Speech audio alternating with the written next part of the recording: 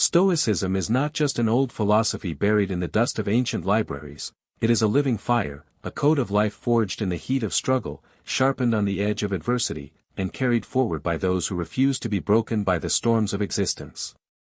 To ask, what is Stoicism? Is to ask, how do we live when everything around us feels uncertain? How do we stand tall when the weight of the world presses against our chest? How do we maintain clarity when chaos blinds us with fear, desire, and anger? Stoicism is not about escaping reality, it is about mastering it. It is the art of living wisely, the science of controlling what can be controlled, and the courage to release what cannot. It teaches that peace is not found in the absence of hardship, but in the mastery of the self amidst hardship. This is why, centuries later, men and women still turn to the words of Marcus Aurelius, Seneca, and Epictetus, not as museum artifacts, but as weapons for daily life. At its essence, Stoicism declares that life is not determined by what happens to you, but by how you respond. The world will test you. It will hand you loss, betrayal, pain, and uncertainty. But the Stoics taught, these things are external, and therefore they cannot touch your inner fortress unless you open the gates yourself. Wealth may vanish. Health may fail. Loved ones may leave. Fortune may turn against you without warning. Yet through all this, your mind, your reason, your choices, your perception, remains yours. That is the realm of true freedom. Epictetus, once a slave, chained and beaten, still proclaimed, "You may fetter my leg, but not even Zeus himself can conquer my will." Such words echo like thunder across time. They remind us that no tyrant, no tragedy, no misfortune has power over the soul that refuses. But Stoicism is not a philosophy of cold detachment. It is not about becoming stone, devoid of feeling. It is about discipline of emotion, not destruction of emotion. To the Stoic, anger is not strength, it is weakness disguised as power. Desire is not freedom, it is slavery dressed in gold. Fear is not caution, it is paralysis that chains the will. The Stoic does not deny the existence of these forces, but masters them, as a rider masters a wild horse, guiding its energy rather than being thrown into the dust. Marcus Aurelius, the philosopher king of Rome, sat in his tent during the chaos of war, writing reminders to himself, "You have power over your mind, not outside events. Realize this, and you will find strength." These were not words meant for an audience, they were the personal armor of a man under pressure, grappling with grief, betrayal, and the weight of empire. That is the beating heart of Stoicism, it is practical, personal, and powerful. The foundation of Stoic teaching rests on a simple but unshakable principle: there are things within our control, and there are things beyond it. This division, known as the dichotomy of control, is the bedrock upon which the Stoic builds his inner fortress. Your actions, your judgments, your intentions, these belong to you. Fame, fortune, weather, disease, the opinions of others, these do not. When you confuse the two, when you place your happiness on the shifting sands of externals, you condemn yourself to endless turmoil. But when you anchor yourself only to what is truly yours, you become untouchable. Consider the sailor, he cannot control the storm, but he can control the steering of his ship. He cannot command the wind, but he can set his sails. Stoicism teaches us to live as sailors of the soul, navigating life's tempests with reason as our compass, and virtue as our North Star.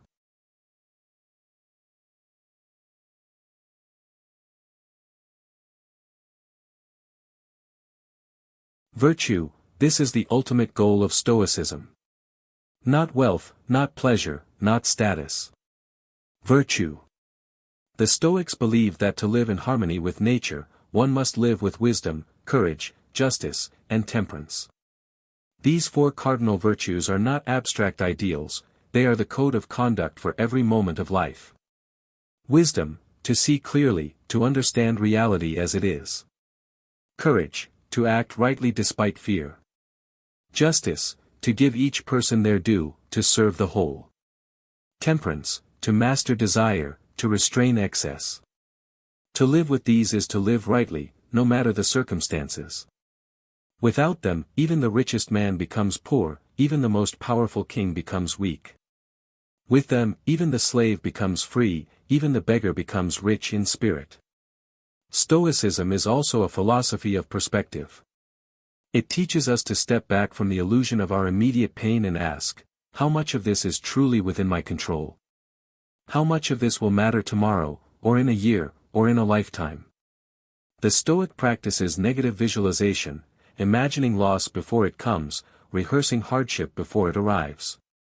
Not out of pessimism, but out of preparation. When you imagine the death of a loved one, the loss of wealth, the sting of betrayal, you are not wishing for it, you are preparing the mind so that when fate delivers its blow, your spirit does not shatter. This practice does not make life darker, it makes life brighter, because it awakens gratitude for what you have while you still have it. Seneca wrote, "He who has anticipated the coming of troubles takes away their power when they arrive." Such preparation steels the soul, so that nothing surprises it, nothing crushes it. The roots of Stoicism stretch back to Athens, around 300 BC, where a man named Zeno of Citium began teaching under the painted porch, the Stoic. He was a merchant, shipwrecked and stripped of wealth, who stumbled into philosophy not by design but by destiny. The story goes that he wandered into a bookshop and read about Socrates. Struck by the resilience of this man who faced death with calmness, Zeno sought a philosophy that could anchor him. From ruin, he built a philosophy of resilience. From loss, he forged a school of strength. And from that school emerged a lineage of thinkers, Cleanthes, Chrysippus, Epictetus, Seneca, Marcus Aurelius, whose words would outlive empires. This origin itself is a lesson. Stoicism was not born in luxury but in hardship. It was not crafted in ivory towers but in the marketplace of struggle. It is a philosophy made for those who bleed, for those who fall, for those who rise again. But why does Stoicism survive when countless other philosophies fade into obscurity? Because it speaks to the timeless human condition. The problems of Zeno are the problems of today. Fear of loss. Anger at injustice. Desire for more than we need. Anxiety about the future. Frustration with the present. These are not Greek problems or Roman problems, they are human problems. The Stoics gave answers that cut to the bone of reality, answers that resonate as powerfully now as they did 2,000 years ago. In an age of noise, they remind us of silence. In a culture of greed, they remind us of moderation. In a world obsessed with power, they remind us that true power is self-mastery. That is why when the storms of life strike, when war rages, when economies collapse, when personal tragedies unfold, people still turn back to Stoicism as if reaching for a torch in the darkness. Stoicism is not about denying the hardships of life, it is about facing them with unshakable composure. Imagine a soldier on the battlefield, arrows flying, that is Stoicism in action. Imagine a man betrayed by his closest friend. He cannot control the treachery, but he can control whether he responds with bitterness or with dignity. That is Stoicism in action. Imagine a mother grieving the loss of a child. She cannot control fate's cruelty, but she can control whether she is swallowed by despair or steadies herself with the memory of love and the strength to go on. That is Stoicism in action. Life will test you in ways you cannot predict. Stoicism does not promise to remove the test, it promises to prepare you to endure it, to rise above it, to even transform it into strength. One of the most misunderstood aspects of Stoicism is the idea of indifference. The Stoics taught that external things, wealth, health, reputation, even life and death, are indifference. This does not mean they are irrelevant. It means they are not the source of true good or true evil. Wealth can be used wisely or foolishly. Health can support virtue or undermine it. Fame can inspire or corrupt. These things are tools, not treasures. They do not make a person good, nor do they make a person bad. Virtue alone, wisdom, courage, justice, temperance, this is the treasure. Everything else is secondary. So when fortune gives, take it with gratitude. When fortune takes, release it without despair. The Stoic does not cling to externals as if his life depended on them, because it doesn't. His life depends on his character, and character cannot be stolen by thieves or toppled by tyrants. This perspective gives the Stoic an unshakable strength. When others panic, he remains calm. When others are intoxicated with success, he remains grounded. When others curse fate, he remains grateful. Why? Because his foundation is not built on shifting. The other builds his house on stone, unmoved by the sea, knowing that the foundation holds. The first man is the common soul, who clings to wealth, power, pleasure, fearing their loss. The second man is the Stoic, who builds only on virtue, and therefore fears nothing the tide can wash away. This does not mean Stoicism is easy. It is not a comfortable path. It demands constant discipline, constant reflection, constant self-mastery. Marcus Aurelius filled his journals not with triumphs, but with reminders, with corrections, with exhortations to himself. He was emperor of the known world, yet he fought battles within his own mind daily. That is the truth of Stoicism. It is a lifelong practice, not a single revelation. You do not become a Stoic by reading a book, but by living deliberately, moment by moment, decision by decision. It is not about perfection, it is about progress. Each day offers you the chance to strengthen your will, to sharpen your clarity, to act with virtue. Each day offers you the chance to become a little less a slave to emotion, a little more a master of self. That is the path. That is the struggle. That is the victory. To understand Stoicism deeply, one must grasp its relentless focus on perception. The Stoics taught that events themselves are not what disturb us, it is our judgments about them. This is a truth so simple, yet so revolutionary, that it has the power to change lives. Consider this: two men face the same storm. One curses the heavens, convinced fate is cruel, trapped in despair.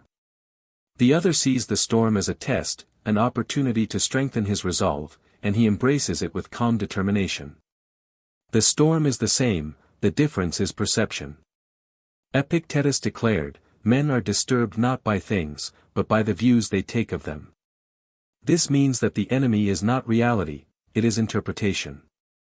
Change your perception, and you change your life. Every obstacle is not a wall but a stepping stone toward mastery. This is why the Stoics are unbreakable. They do not surrender their perception to chance, but wield it as a weapon against chaos. This mastery of perception leads naturally into the Stoic concept of amor fati, the love of fate.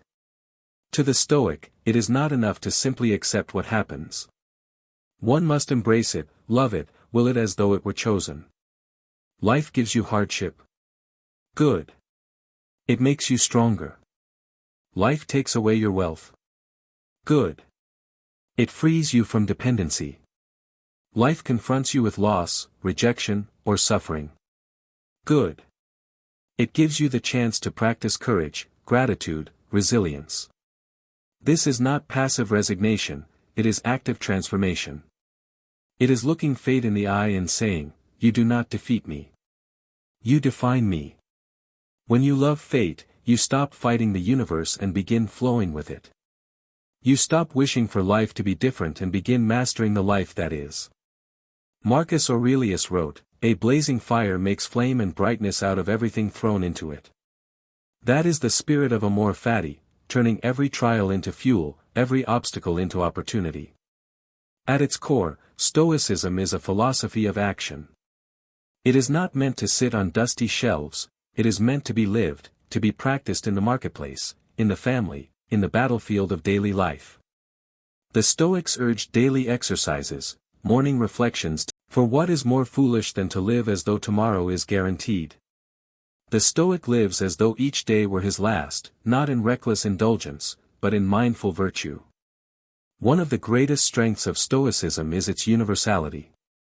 It was not reserved for kings or philosophers, it was for anyone willing to practice.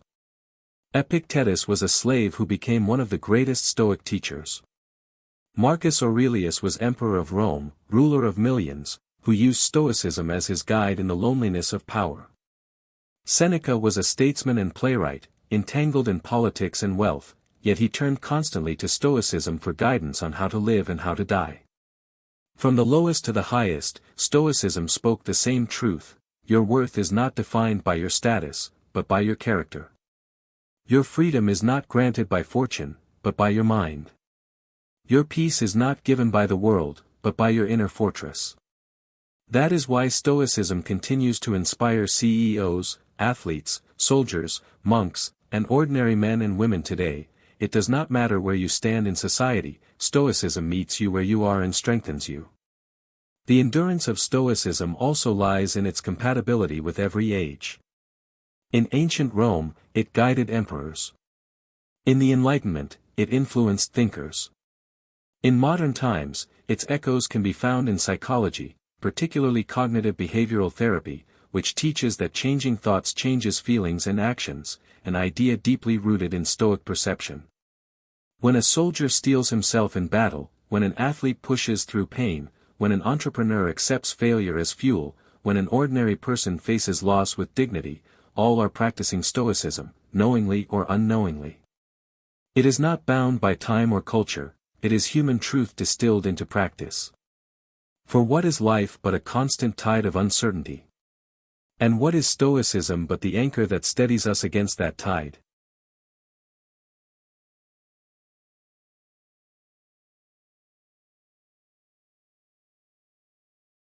To truly answer what is Stoicism, we must not only examine its principles, but also its ultimate promise: freedom. Not political freedom, not financial freedom, but the deepest form of freedom, the freedom of the soul. The Stoics taught that a man enslaved by anger, by greed, by fear, is not free even if he wears a crown. But a man who governs himself is free even if he wears chains. This freedom is radical because it cannot be taken away. Empires can fall, fortunes can vanish, bodies can wither, yet the mind that has disciplined itself in Stoic wisdom remains untouchable. Marcus Aurelius, surrounded by betrayal and decay, still wrote with serenity. Epictetus, crippled and enslaved, still walked with dignity. Seneca, ordered to die by his own pupil Nero, still met death calmly, reminding his friends that the body may bleed but the soul can remain steady. This is the power of Stoicism. It gives you a freedom no tyrant can destroy, no misfortune can crush, no death can steal. Yet this freedom does not make life effortless.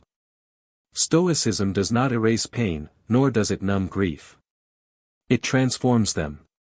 To the Stoic, pain becomes the training ground of strength, grief becomes the reminder of love, death becomes the teacher of urgency. The Stoic does not deny sorrow when a loved one dies, but he refuses to drown in it. He does not pretend the arrow does not pierce, but he refuses to let it poison his will.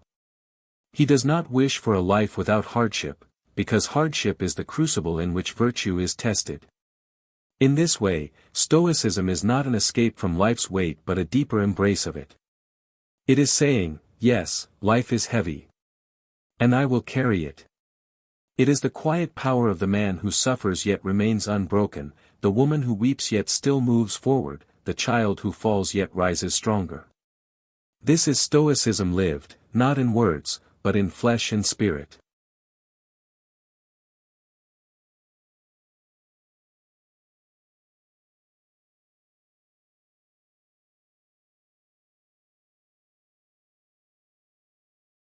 The Stoic path is also a path of service. For Stoicism is not selfish, it is deeply concerned with justice, with fulfilling one's role in the great web of humanity. Marcus Aurelius constantly reminded himself, what injures the hive injures the bee. To live virtuously is to live not only for oneself, but for others. Justice demands that we act fairly, give each person their due, contribute to the common good. The Stoic sees himself as a part of a greater whole, as a citizen of the universe, bound by duty to humanity. This sense of service strengthens his resilience, because his life is not about chasing pleasure but about fulfilling purpose. And purpose, unlike pleasure, cannot be stolen. It endures, it anchors, it elevates. So, what is Stoicism? It is the answer to the chaos of existence. It is the art of building an unshakable fortress within, guarded not by walls but by wisdom, courage, justice, and temperance. It is the discipline of perception, the mastery of action, the acceptance of fate. It is the power to face storms without breaking, to endure loss without despair, to embrace death without fear. It is a philosophy for emperors and slaves, for kings and commoners, for all who wish to live not as victims of circumstance but as masters of themselves. It is not about rejecting life, but about living it fully, gratefully, courageously, rightly. Stoicism is not a relic of the past. It is a guide for today, for tomorrow, for every age in which humans must suffer, strive, and rise. And perhaps the greatest truth of Stoicism is this: it is not reserved for heroes or sages. It is for you. You do not need to be a philosopher to practice it. You do not need to sit upon a throne or live in chains. You need only to begin. Begin by asking each morning, what is within my control today? Begin by reminding yourself, fortune controls little, but my. Begin by remembering death, not to despair, but to awaken urgency. Begin by practicing gratitude, seeing every breath as a gift. Begin by facing hardship not as punishment, but as preparation. If you do this, you walk the Stoic path. If you do this, you will taste the freedom of the unshakable soul. So when someone asks you, what is Stoicism? You will know. It is not just an answer. It is a way of life. It is the fire that makes light out of every shadow. It is the anchor that steadies every storm. It is the strength to live rightly, die calmly, and in between, to love fate itself. That is Stoicism. That is the unbreakable path. Before you leave, remember this: Stoicism is not just ancient wisdom, it is a weapon for your life today. If these words sparked something inside you, if they gave you strength, if they reminded you that you are more powerful than your circumstances, then join this journey with me. Hit that like button, because every like fuels this mission to spread strength and wisdom. And subscribe, because together, we are building an unstoppable community of minds that will not break, will not bend, and will not